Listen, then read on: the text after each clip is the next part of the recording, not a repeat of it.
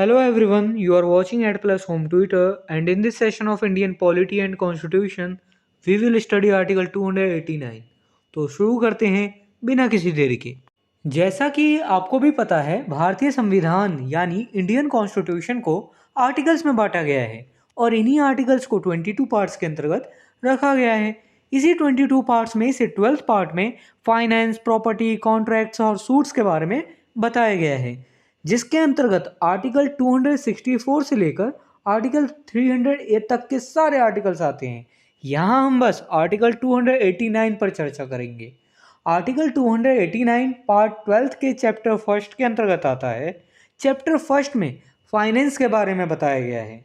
यहाँ मैं पहले कंटेंट को इंग्लिश में रीड करूँगा, फिर उसकी मीनिंग आपको हिंदी में समझाऊंगा ताकि आपको कंसेप्ट ज़्यादा से ज़्यादा समझ आ सके। Article 289 talk about exemption of property and income of a state from union taxation.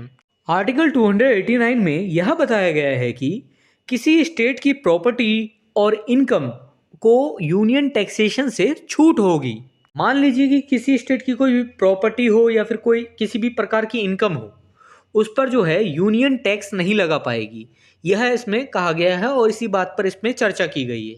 आगे डिटेल्ड में इस आर्टिकल में थोड़ा गहराई में हम पढ़ेंगे। Article 289 clause first, the property and income of a state shall be exempt from union taxation.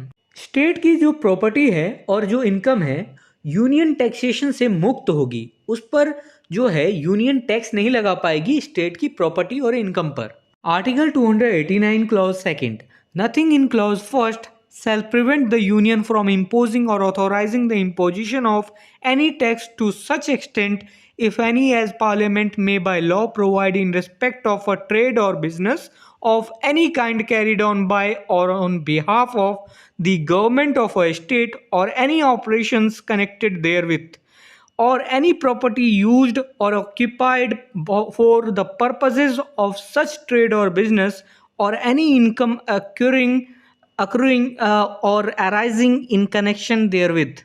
Clause first की कोई बात यूनियन को किसी स्टेट गवर्नमेंट द्वारा या उसकी ओर से किए जाने वाले किसी प्रकार के बिजनेस या ट्रेड के संबंध में या उससे संबंधित किसी ऑपरेशन के संबंध में या ऐसे बिजनेस या ट्रेड के पर्पस के लिए यूज में आने वाली या ऑक्यूपाइड किसी प्रॉपर्टी के संबंध में या उससे संबंधित किसी इनकम के संबंध में उस सीमा तक यदि कोई हो, कोई टैक्स लगाने या लगाने को ऑथोराइज करने से नहीं रोकेगी, जैसा कि पार्लियामेंट कानून द्वारा उपबंध कर सकती है। देखिए, पिछले जो क्लॉज में हमने पढ़ा था वो पढ़ा था कि स्टेट की प्रॉपर्टी और इनकम पर जो है यूनियन टैक्स नहीं लगा सकती। यूनियन के टैक्स से स्टेट की प्रॉपर्टी और इनकम मुक्त होगी।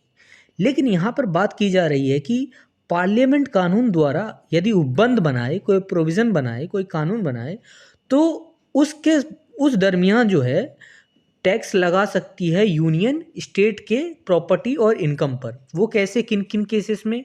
यदि स्टेट के द्वारा जो है स्टेट गवर्नमेंट द्वारा उसकी ओर से किए गए या किए जाने वाले किसी प्रकार के बिजनेस या ट्रेड के संबंध में टैक्स लगाना हो, या उससे संबंधित किसी उस बिजनेस ट्रेड से संबंधित किसी ऑपरेशन के संबंध में कोई टैक्स लगाना हो यूनियन को, या ऐसे बिजनेस या ट्रेड के पर्पस के लिए यूज में आने वाली ऑक्यूपाइड किसी प्रॉपर्टी के संबंध में या उससे संबंधित किसी इनकम के संबंध में टैक्स लगाना हो, और उस सीमा तक यदि कोई हो, सीमा की इस समय तक टैक्स लगाना है यदि पार्लियामेंट ने कहा है, तो यूनियन स्टेट के संबंध में बिजनेस और ट्रेड के संबंध में टैक्स लगा सकती है या फिर टैक्स लगाने को ऑथोराइज कर सकती है। ठीक है।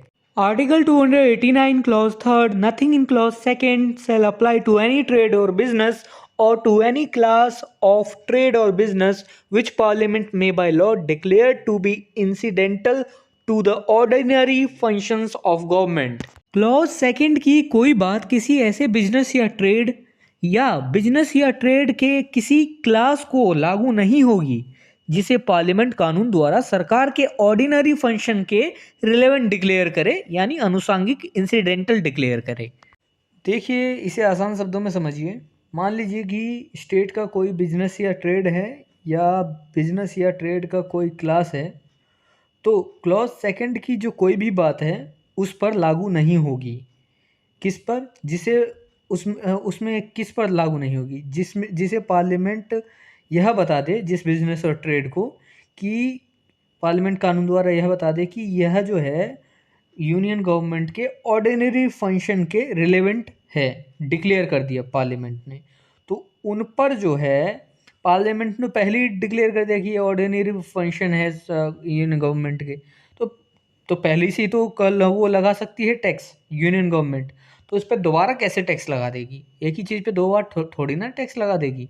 तो यदि पहले से ही इस पर टैक्स लगा रखा है, ऑर्डिनरी फंक्शन बता रखा है यूनियन गवर्नमेंट ने कि ये उसका ऑर्डिनरी फंक्शन है बिजनेस या ट्रेड किसी स्टेट का, तो उस पर दोबारा जो है टैक्स नहीं लगा पाएगी, क्योंकि पहले से ही लग रखा है ऑर्डिनरी फंक्शन है तो, है ना।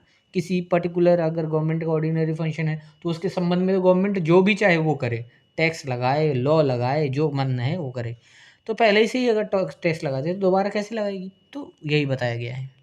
If this video is helpful for you, then please like and share this video, and if you want see some more these type of videos, then subscribe the channel and click the bell icon and select the all option for upcoming videos.